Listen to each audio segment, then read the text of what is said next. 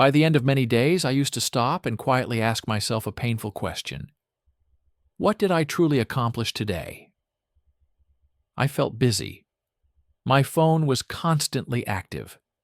My thoughts were racing from one idea to another. Yet deep inside, I knew something wasn't right. My life was not moving forward. I was full of motion, but empty of progress. This is my story.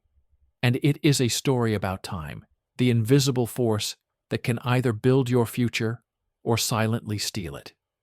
I was never a lazy person. That is important to say. I woke up early. I attended my classes. I watched educational videos. I followed motivational pages. Every night I imagined a powerful future for myself. I dreamed big dreams and pictured a better version of who I could become. But the years passed, and nothing truly changed. One evening I found myself sitting alone on the rooftop, watching the sun slowly sink behind the buildings. The sky was burning orange, then fading into darkness. My phone vibrated again. Another message, another alert, another interruption, another moment taken away without me even noticing. That's when my grandfather came and quietly sat next to me. He didn't speak right away. He just looked at the sky, calm and patient, as if he was listening to something deeper than sound. After a long silence, he turned to me and asked a simple question that pierced my heart. "Where does your time go every day?" I gave a nervous laugh. "I don't know," I said. "It just disappears." He smiled gently and replied with words that stayed with me forever. "Time never disappears. You give it away."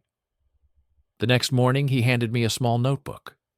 "Today," he said, "write down everything you do, every hour, be honest." I did exactly that. And what I saw shocked me. Hours lost to endless scrolling. Conversations that led nowhere.